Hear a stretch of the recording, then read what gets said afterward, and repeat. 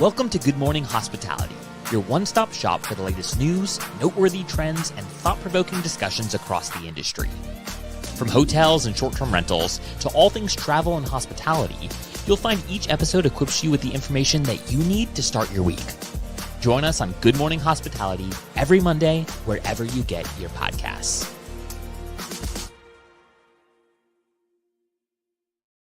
Good morning. Good morning. Happy Monday. Happy St. Patty's Day when everyone's Irish. Whoop, whoop. Mm-hmm. Yes, everyone's Irish. Look at us. Look at us all in green. We're so back. We're color so coordinated. Back. Yeah. Coordinated. We were texting last night, like, what are you wearing? No, what are you wearing? I'm wearing something green. Are you wearing something green? One of us is going to have to change. Yeah, one of us. Gosh, we can't all wear green. Happy Monday. Good to see you guys again. For our live listeners and viewers, tell us where you're tuning in from. We would love to know, as we always give appropriate shout outs for our raving fans. But Michael and Brandy, how was the weekend? It's been like a whole How was the kind of week? break. Yeah, it was a whole week. I know. All of us were on the road last week. It was spring break for us. We went down to the beach and fishing and had a good old week down in Dolphin Island. And yeah, enjoyed unplugging. Really, the house didn't have TV or internet, so it was a true good unplug. It was wonderful. Lovely. Yeah, Did you and the that's boys very rare. catch any good fish? We caught fish, no good ones. Okay. So All right. bunch of trash fish. Oh, Damn bottom feeders. but at least they got something. They're learning to, the thrill of catching something. Yes. Yep. Yeah. We caught a stone crab in the crab net too. So Oliver got to have his first stone crab. Oh, Just a claw. Just Just a a claw. We did it the right way. Brandy, how was your week with we had Sam Dundas replacing you on the episode last week? I know. I had some FOMO for sure. I was in LA seeing some friends. And so I was on the plane during that, unfortunately, but it was great. My friends have small children, like toddlers and newborns, and we did Disney. And at the end of the week, we came to an agreement that my friend will ship her kids to me and I will take them to the mountains, and then I will ship my kids to her and she will take them to Disney. So that's what I'm sticking to right now. When the Disney age comes, we'll see if that holds. Probably not. You'll probably find me at Disney at one point. No, I didn't put on the ears. There was a running bet with my friends whether I would have like an Instagram picture with ears. Look, I get why the kids love it, but I mean, it's so many people, it's so many lines, it's like bad food. It's Kristen you and must I really love your kids.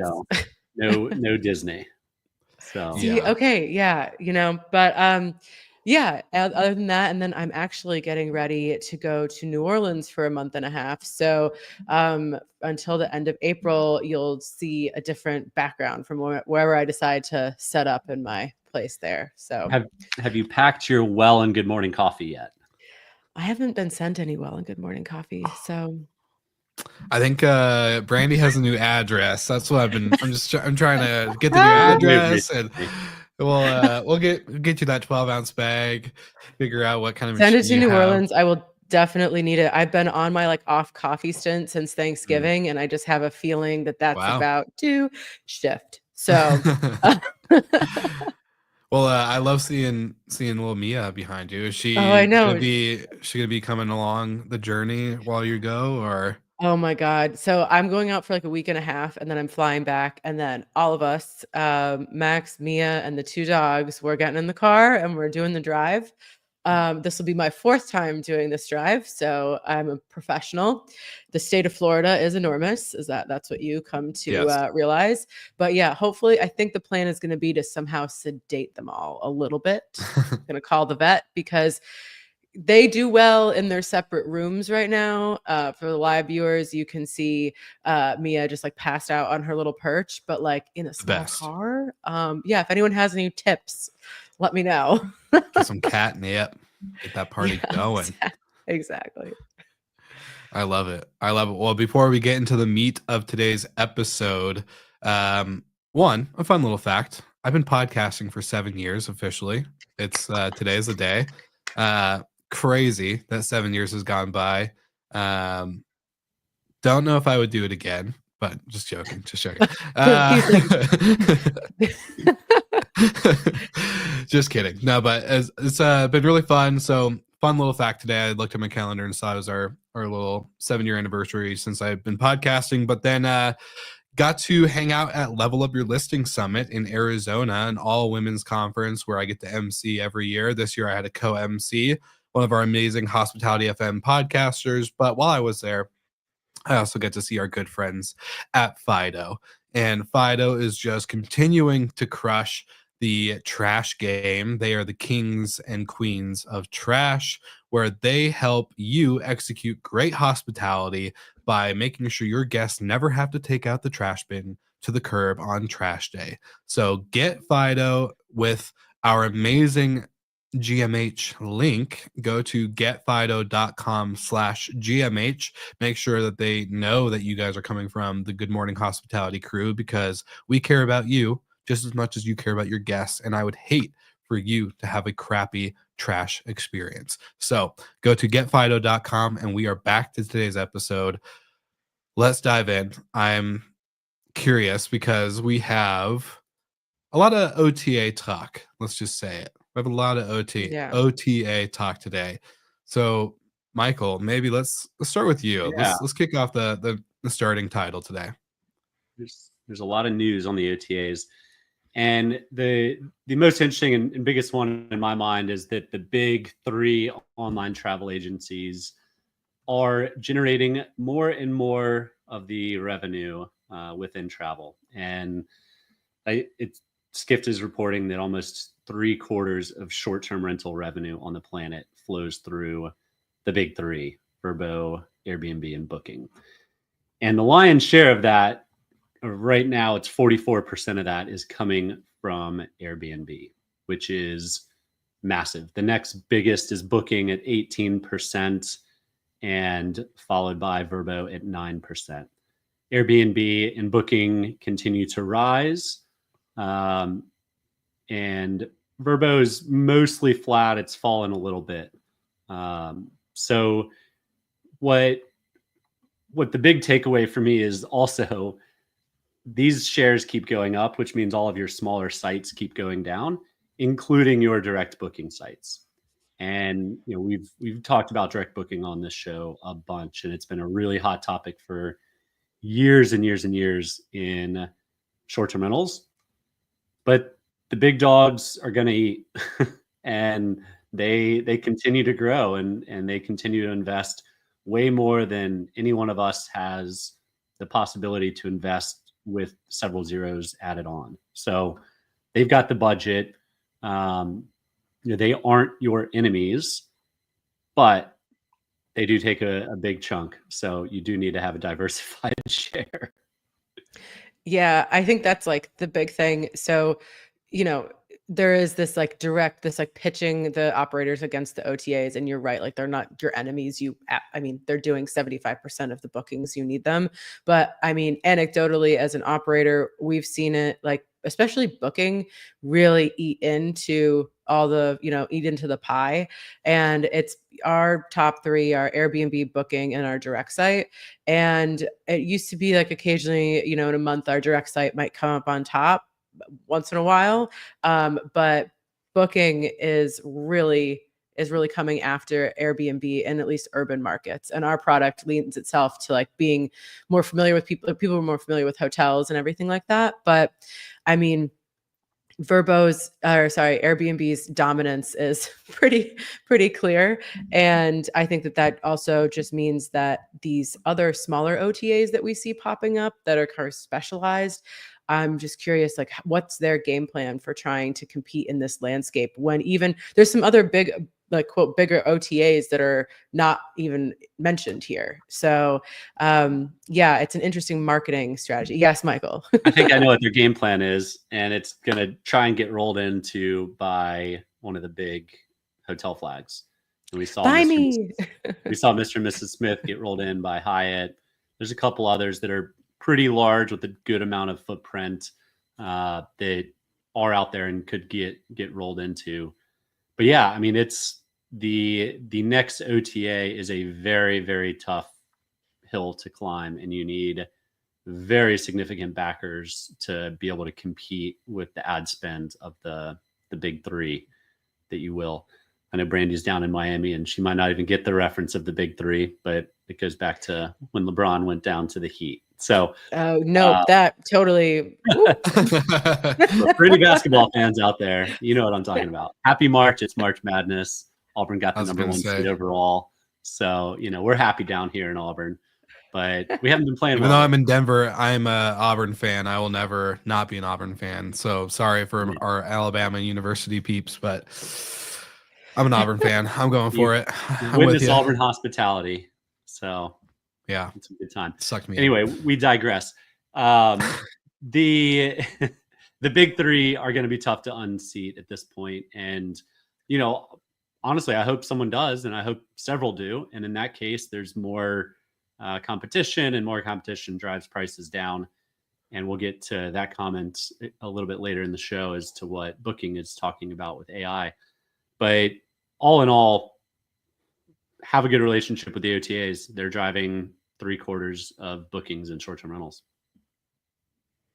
Yeah, I don't know, for Airbnb, I would love to see them utilize the Hotel Tonight platform a little bit more. I think they have more room for growth. Like if I'm Airbnb, I feel like maybe I'm not tapping out of my market in the term of short-term rentals, but they're definitely going to hit a plateau one of these days. And I think basically the only other vertical for them really to grow outside of experiences, like you said, Michael, we'll get into this also as well in the episode, but I just don't think, I think there would be a huge missed opportunity with them not going into hotels. The big three, not just including Vrbo, is Expedia, right? Like Expedia, I would say, is a dominator of hotels, where if you're any brand or independent, you are not looking at Vrbo or Airbnb as your significant booking channel. You're probably looking at them as Brandy looks at Expedia, or or maybe Homes and Villas, right? Where it's like 5%, 6% of your bookings. But at the end of the day, yeah, I don't know. There's just a ton of room for growth, but I know Airbnb probably has a tough issue with hotels because there's lack of control. Hotels come with a lot more policies, a lot more, not professionalism in this terms of that people on Airbnb or hosts on Airbnb aren't professional, but there's just a lot more business structure rather than host personality structure. And I think for them, that's hard for them to give up. But Michael, I know you got a or Brandy, I know you got a comment. So Yeah, so we had tried to integrate with Hotels Tonight because we have some hotel product, and because of the nature of how that site works, you as the operator don't have any control, and so you have to have things like 24/7 front desk. You can't get any guest contact information. It's very and that's like kind of the whole selling point on the Hotels Tonight, like on their side, but it makes it really difficult as an operator because you just have no information. You can't send them any information about, their check-in. You can't in the current model that we're running short-term rentals, it's very difficult to be on that platform. So, but that's also, I feel like that could be an easy fix for Airbnb to kind of modify some of the ways that they control things on the back end, and then they could really beef up some of that supply. But I also agree with you. The hotels side of things, there's a lot more legalese. There are a lot more SOPs and boxes to check on those agreements and things like that. But I think it's the biggest opportunity to convert some of the typical STR operators over to hotels, or at least get some more eyeballs on those properties. Yeah. And it kind of flows into the experiences chat, but technology, particularly in short-term rentals, a little bit in hotels, but mostly in short-term rentals, is outpacing the OTAs. And we just saw Vrbo go through a real big, I don't know exactly how long migration, but a year-long migration of editing and changing all of their integrations, and hopefully that pays off. Airbnb has launched and killed experiences several times, and this time they plan to have API integrations so the larger providers can also participate. Because previously, Airbnb's experiences, it was launched very similar to Airbnb's homes business. It was a one-to-one, a local, authentic, true second home, live like a local type feeling. But unfortunately for them, at least half the market is professional, just like it is in short-term rentals, just like it is in experiences. And if you're going to service that market, similar to the hotel tonight comment Brandy just made, you have to have the technology that matches the systems you're going into. And so I think it's smart that Airbnb pulled it off, waited, figured out the tech, and now we're relaunching it with a much larger TAM. They did this. I remember I'm starting to get old now, but my very first conference in the industry, Airbnb wasn't even there for the first 2 years that I was in the space. And people would talk about them, but everyone's like, oh, Airbnb doesn't care about professionals. They just want your backyard, ADU unit. And then, I know my storied co-founder, Justin, was big and pushing for professional supply because it was a large amount of the market. And, look at the numbers, 44% of revenue of short-term rentals comes from Airbnb today. Yeah, and the experiences component is interesting because this one, I don't know why I had such like an emotional, not super emotional, but like I had a knee-jerk reaction to this. I was like, oh no, like the beauty of the experience is that you get to go on these like really fun, unique, you get these kind of really personal experiences, and the professionals are just going to ruin it, blah, blah, blah, blah, blah. But then to your point, that's like exactly, I mean, this is just what happened with homes. But I think where they have a real opportunity for success here, if you book even on some of the professional sites for tours, I don't find that the booking process is super, I don't know, it's not aesthetically pleasing some of the times. It might be hard to know what you're actually getting into. And they have, a good looking platform, and then you also can see real Airbnb users that are leaving reviews. I think that it builds on that trust component that Airbnb likes to promote.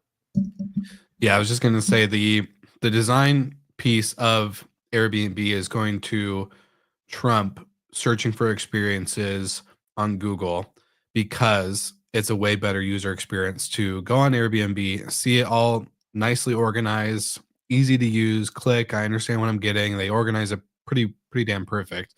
Versus going on Google, and then you go to this website, and the website's built in 1995 and hasn't been updated, and it looks like it's on dial-up, and it's a really rough experience. And you're like, oh, I don't know if I should be giving my credit card to this company.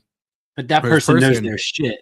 Yeah, doing it since 1995. yeah. But like, imagine getting that converted over to a platform like Airbnb, where it is design focused, it is better product in terms of the tech, to then, like Brandy said, have that trusted experience where you're seeing real Airbnb users. And a question I guess I have, I've never booked anything on Airbnb. Like, I've never booked an experience. I've never looked. I've looked, but I've never booked. And so for me, I'm curious, like, did you guys have ever, like, are they actually good experiences? Because part of me is like, I don't know. I've done like a great example in Istanbul. There's tons of tours everywhere, like professional tours, individual tours, all this stuff. And we did one through Airbnb experiences, and it was just us, the guide, and like it was probably like 10 of us total. So like 2 other small groups. And it was really great. Like, he had been a professional tour. He had been like a professor. He knew his stuff for sure. And then was able to had his local hole in the wall places. He knew like where to take us, gave us, when we went into the big bazaar, he's like, do not buy any rugs here. If you need to buy any rugs, let me know. I will tell you like the exact stall to go to, like in a different part of the city where you're not going to get ripped off, blah, blah, blah. So that's like one, I've had great experiences with the tours. And there's some places where you can't do individual tours, but I think that a lot of times, especially if the person has good reviews, like you're going to get a really authentic, great experience. Yeah, I've done them too. And similar to Brandy, it is the more curated and one-to-one type of experience.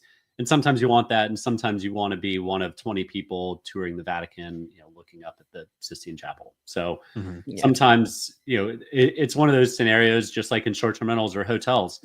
Sometimes I want to stay in a Marriott because I know exactly what I'm going to get. And sometimes I want to stay in a cool boutique hotel that I'm going to have a cool one-off experience that I wouldn't get at a big box hotel. And having the options available on Airbnb's new and improved experiences platform is good. It's ultimately what they need. And probably I would have to assume they struggle with the consistency and standards like they do on the homes side, probably even more so on the group side, because it's so like a home can be visually seen and aesthetically pleasing to a certain eye, but you don't know what you're getting when you show up to the tour guide, right? Like you don't know the kind of personality, what kind of day that person's having. Does the boat run out of gas? Does the engine start? Like, all sorts of things can go wrong. Probably more so than in a house. Well, my question to you guys is, with Airbnb starting and stopping this program multiple times, do we think this is the final go, or are we going to see a potential pause in the future? What do you guys expect with this new inventory, this new push? They're obviously going to be marketing a lot. So if we, in a year, revisit this topic, are we going to be like, damn, experiences didn't work out again? Or we're going to say, damn, they got it right finally? Well, Skip actually mentions a possibility of acquiring Get Your Guide. And we've talked many times about how much cash Airbnb is sitting on. Get Your Guide is based in San Francisco. All of the major OTAs have acquired. Well, I don't know if Expedia has. Somebody can fact check me on that. I know Booking has acquired one. TripAdvisor acquired Viator. It makes sense for Airbnb too. They got into the hotel space by acquiring Hotel Tonight. I think it has to work for them. Either this or hotels or flights, something has to do it, because to your point earlier on the show, Will, Airbnb is going to TAM out. There's only so many short-term rentals, and they're trading at a multiple as high or higher, I think higher, significantly higher than Booking and Expedia. So the market's betting on their growth and them figuring out additional markets. And without things like experiences sticking this time around, their stock price is going to plummet. So they're going to make it work. Yeah, I agree that I think it's going to work. I don't know if I think it's the vertical that's going to be the next massive driver for them. I don't know if that lives in the experiences realm. Just, I mean, obviously there's volume in experiences, but your average checkout value for experiences is not nearly as high as it would be for flights or a hotel or something like that. So after they kind of hopefully successfully launch this and keep it launched, then we'll see what they get into next. I hope it's not flights, but I mean, it kind of makes sense, but I don't know.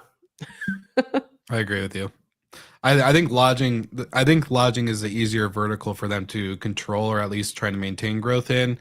Getting into flights is like learning it's a whole new business. Yeah. So, and the interesting thing with this is that there is no GDS for STRs, right? There is on the hotel side, right? You have, forget what, like SiteMinder has their own GDS, and a bunch of these like booking kind of data centers with all the inventory, and there is none for short-term rentals. So like Hotel Tonight did well because they connected to the GDS. That's how they got all their inventory. They didn't really have to worry about this, way of growth of inventory. So, airlines kind of created this whole thing, and that's how, Google Flights is now able to happen, and, all this type of stuff.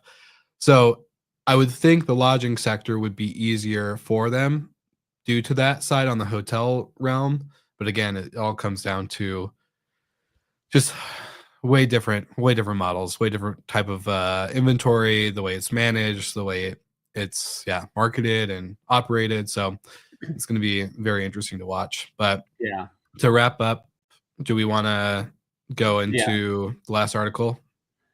Yeah, I'll carry us in, but I just used GPT to tell me the price earnings ratios. Airbnb is at 45x, Expedia's at 22x and Booking's at 32x. So yes, Airbnb is trading at a significantly higher P to E ratio.